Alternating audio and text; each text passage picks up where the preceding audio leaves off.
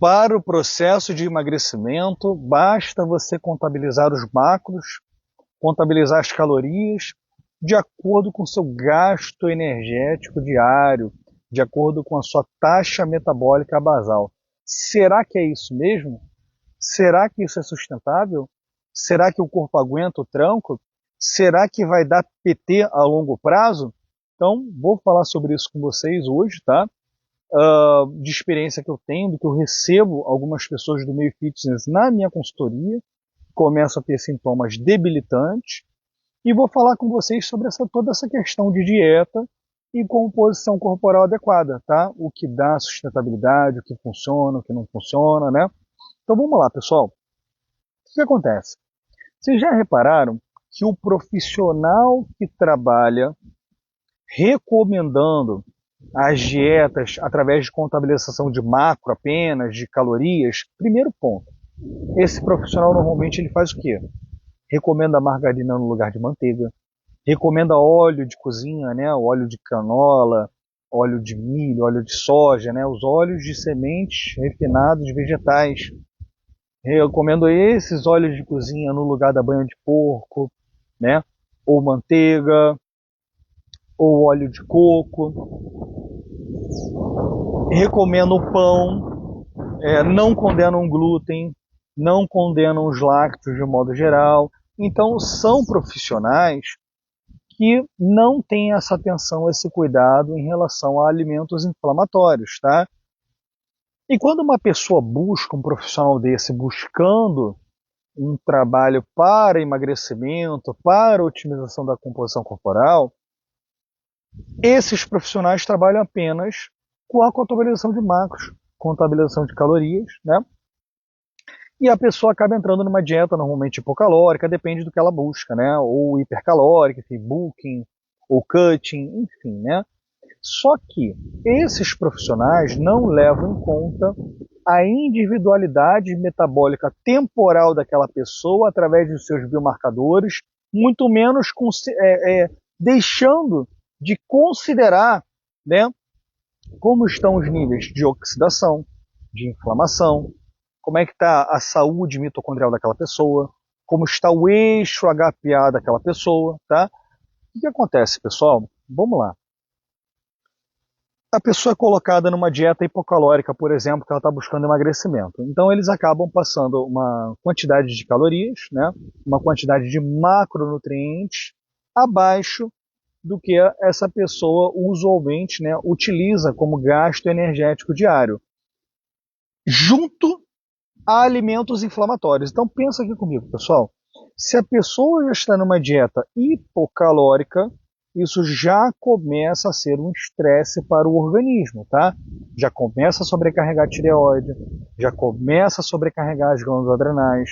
Junta isso a estes alimentos inflamatórios, que sinergicamente vão sobrecarregar ainda mais o nosso sistema endócrino hormonal, né? O nosso metabolismo de um modo geral, tá? Então, para vocês entenderem aqui, quando você começa a entrar num processo de síndrome metabólica, o que não é incomum nesses casos, onde as pessoas são submetidas a esse tipo de tratamento, esse tipo de conduta terapêutica, eu uso o meu caso como exemplo. Há 10 anos atrás, eu sofri a síndrome metabólica, né? Eu tive a disfunção do eixo HPA, né? E eu, como marombeiro raiz, né, comia uma série de alimentos inflamatórios, mas eu conseguia botar o meu corpo do jeito que eu queria, na composição corporal que eu queria. Até que, antes de eu ter os debilitantes sintomas da fadiga adrenal, né, que eu tive ali em setembro de 2014, eu notei que eu não estava conseguindo colocar o meu corpo do jeito que eu queria.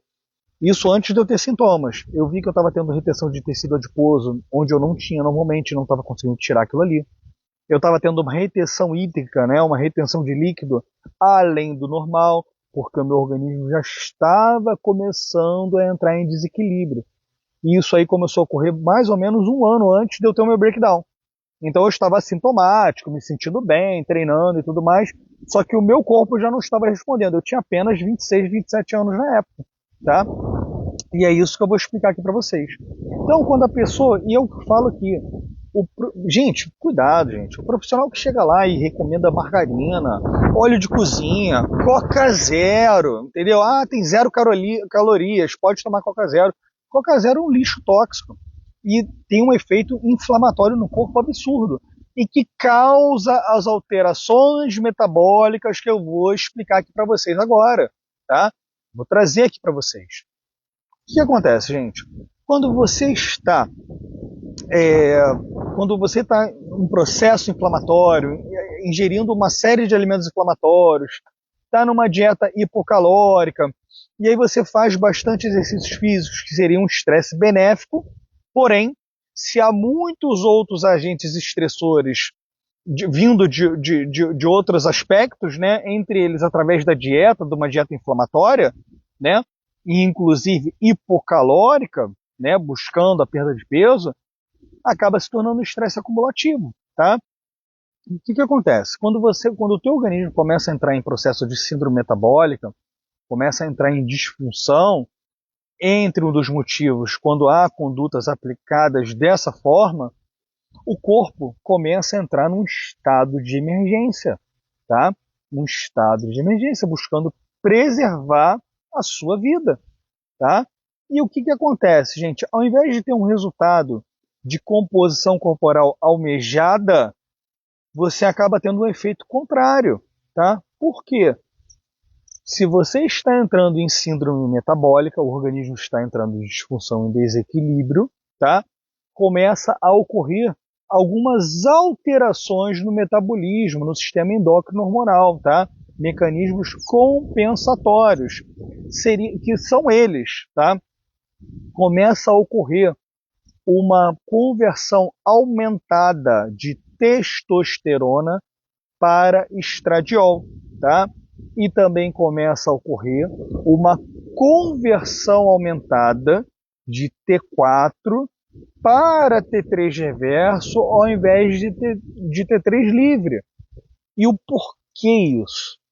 O nosso corpo ele começa a buscar a diminuir o gasto calórico basal com perda, diminuição de massa magra, tá? E busca o aumento das reservas de energia, como? Estocando tecido adiposo.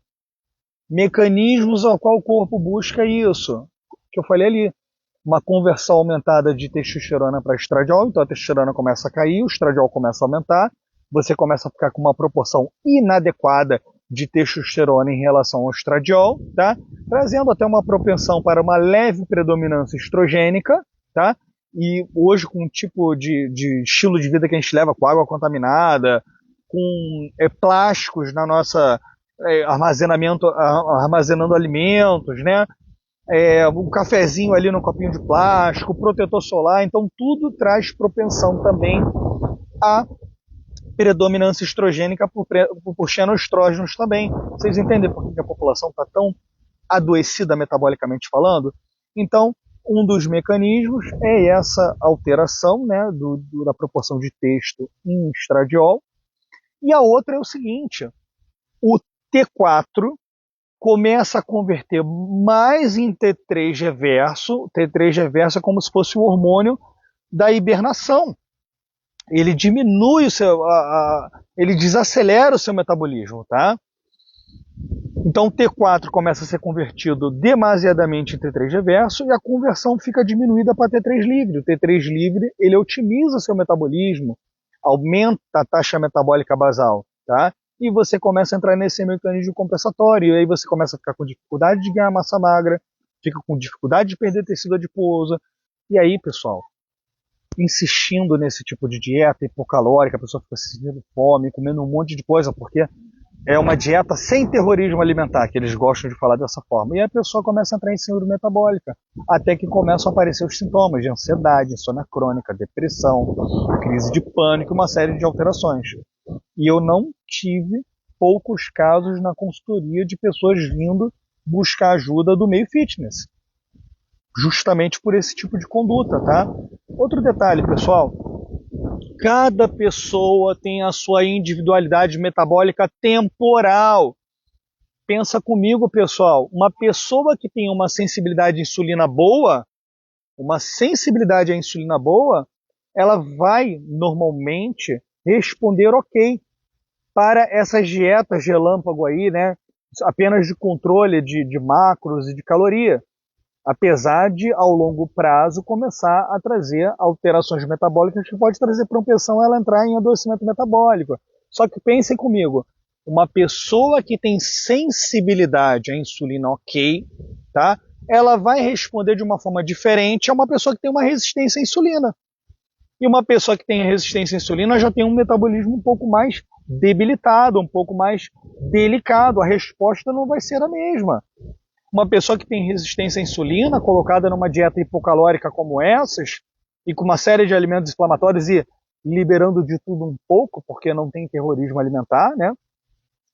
Essa pessoa vai sentir muito mais fome do que o usual, vai ter muito mais dificuldade e vai começar a ter sintomas mais rapidamente, até porque resistência à insulina traz propensão à neuroinflamação e uma série de alterações metabólicas de forma sinérgica. Você vê que uma pessoa com resistência à insulina normalmente tem ali um ácido úrico mais elevado também, tem uma ferritina um pouco mais aumentada por questão de inflamação. Então uma pessoa como essa é um pulo para entrar em desregulação metabólica em amplo espectro, tá? Com alterações a nível de transtorno emocional, transtorno comportamental. Às vezes a pessoa emagrece às custas do seu bem-estar emocional. Aí a pessoa começa a ter insônia, uma série de problemas, tá? Então o que eu sempre prezo aqui, gente? É fazer uma alimentação anti-inflamatória, um ajuste dos biomarcadores em amplo espectro, estilo de vida adequado. São aqueles pilares, tá, que eu sempre falo aqui que funciona demasiadamente bem. Em ordem de importância, a dieta, os hábitos saudáveis, gestão do estresse, suplementação e modulação hormonal de acordo com a necessidade, se houver necessidade, tá? Então, quando você coloca a pessoa numa alimentação adequada, anti-inflamatória, otimiza todos os biomarcadores dela, naturalmente, à medida que a saúde dessa pessoa vai se ficando cada vez mais otimizada, naturalmente, a composição corporal melhorará junto. Vai ficar mais adequada, a pessoa vai ter queima de tecido adiposo, vai ter ganho de massa muscular. Um exemplo que eu vou falar para vocês. Dá para você ficar forte, seco e tudo mais, botando 7.500 calorias para dentro, desde que sejam alimentos adequados. Tá? Outro detalhe, a pirâmide alimentar, que esses profissionais, né, que não aplicam terrorismo alimentar e tudo mais, né, eles trabalham com aquela pirâmide de 60%, 65% de carbo, né, 50% de carbo, aí uma quantidade proporcionalmente também alta de proteína e quase nada de gordura. Gente, gordura é combustível para o nosso corpo, principalmente para toda a parte da esteroidogênese, da cascata hormonal. Nosso corpo é dependente de colesterol, de boas gorduras, tá? Então, essa pirâmide, ao contrário, ela não é benéfica para o nosso corpo e a longo prazo começa a dar problemas, tá? Nós precisamos de um bom aporte de boas gorduras na nossa dieta, né? Que serão os blocos de construção através do colesterol para a nossa produção hormonal de um modo geral, tá? Então, a nossa pirâmide alimentar, ela tem que ser uma quantidade maior de boas gorduras, um pouco menor de proteínas, né? E proporcionalmente melhor de carboidratos de um modo geral, tá bom? E mais um detalhe, pessoal, aqui para finalizar o vídeo. Uma dieta hipocalórica, né, e com alimentos inflamatórios incluídos, ela traz uma propensão ao aumento da excreção, né, do impulsionamento de cortisol, tá? Por conta do estresse ocasionado por esse tipo de alimentação.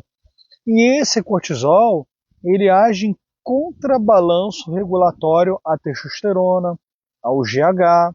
Então você quer realmente um tipo de alimentação que pode diminuir os seus níveis de testosterona, diminuir a pulsatividade do seu GH? Não é legal, entendeu?